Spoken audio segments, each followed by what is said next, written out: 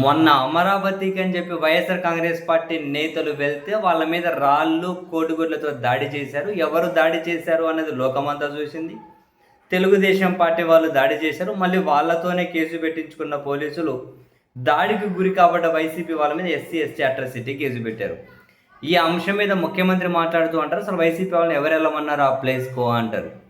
హోంమంత్రి గారు అంటారు, వైసీపీ వాళ్ళే రౌడీలను వెంటేసుకొని పోయి వాళ్ళే దాడి చేయించుకుంటారు అంటారు. ఇది ఈ లాజిక్లు మనకు ప్రపంచంలో ఎవరికి అర్థం కావు, వీళ్ళకి తప్ప. వైసీపీ వాళ్ళే రౌడీలను, గుండాలను తీసుకెళ్ళి వాళ్ళే వీళ్ళతో కొట్టించుకొని, వీళ్ళ కార్లు వాళ్ళు కొట్టించుకొని వీళ్ళే తిరిగి వెనక్కి వచ్చేసారా?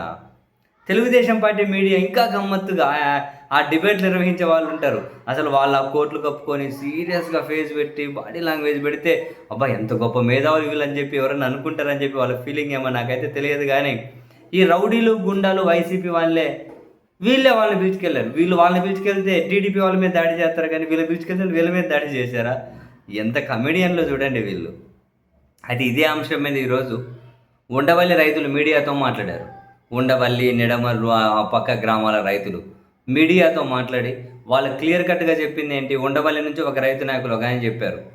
ఆయన మాట్లాడితే ఆయన ఏమంటారు? ఉండవల్లిలో 25% భూములు మాత్రమే ప్రభుత్వానికి ఇచ్చారు, ఇంకా 75% భూములు ప్రభుత్వానికి ఇవ్వలేదు. ఎందుకు ఇవ్వలేదు అని చెప్పి అధికారులు మా దగ్గరకు వచ్చి నిజాయితీగా మాట్లాడాలి, మా సమస్యలు వినాలి, మా ప్రశ్నలకు సమాధానాలు చెప్పాలి. ఇవేమీ లేకుండా అధికారం ఉంది, సొంతం చేసుకుంటాం, లాగేసుకుంటాం అని చెప్పి ఎట్లా కుదురుతుంది? అట్లా కుదరదు కదా అని చెబుతూ మొన్న వైసీపీ నాయకుల మీద జరిగిన దాడి చాలా దురదృష్టకరం అని మాట్లాడినటువంటి ఆ రైతు తర్వాత ఒక ఛాలెంజ్ విసిరారు. మొన్న వైసీపీ మాజీ మంత్రులు, వైసీపీ నేతల మీద రాళ్ళు విసిరిన వాళ్ళైనా, కోడిగుడ్లు విసిరిన వాళ్ళైనా, అదిగో వీళ్ళు వైఎస్ఆర్ కాంగ్రెస్ పార్టీకి సంబంధించిన వాళ్ళు అని చెప్పి ఎవరైనా నిరూపిస్తే రండి, ఇక్కడికే రండి, ఎక్కడైతే దాడి జరిగిందో అక్కడికే రండి, మా ఊర్లకే రండి. ఆ దాడి చేసిన వాళ్ళు వైఎస్ఆర్ కాంగ్రెస్ పార్టీ నేతలు అని చెప్పి ఎవరైనా నిరూపించినా, లేదు వీళ్ళు మా ప్రాంతానికి సంబంధించిన రైతులు అని చెప్పి ఎవరైనా నిరూపించినా, వైసీపీ వాళ్ళని నిరూపించినా, లేదు వాళ్ళు రైతులు అని చెప్పి నిరూపించిన, పట్టు వస్త్రాలు సమర్పించి ₹1,00,000 క్యాష్ ప్రైజ్ నేను ఇస్తాను అని ఆయన ఓపెన్ ఛాలెంజ్ చేసినారు. పోవాలి ఇప్పుడు మరి వాళ్ళు వైసీపీ గుండాలంటే హోమ్ మినిస్టర్ గారు వెళ్ళాలి, లేకుంటే జర్నలిస్ట్ ముసుగులు పనికి వాళ్ళ బాడీ లాంగ్వేజ్ చేసుకుని డిబేట్ నిర్వహిస్తూ ఉంటారు.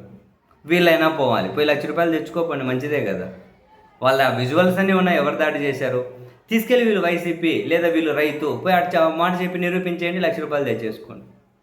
రైతు అబద్ధం చెప్పడు, రైతు మోసం చేయడు. రైతు అబద్ధం చెప్పడు, రైతు మోసం చేయడు. మీరు రాసి పెట్టుకోండి, చేయరు. అక్కడ రైతే చెబుతాను, ₹1,00,000 నేను ఇస్తా క్యాష్ నజరాన, పట్టు వస్త్రాల్లో 1,00,000 పెట్టి ఇస్తా.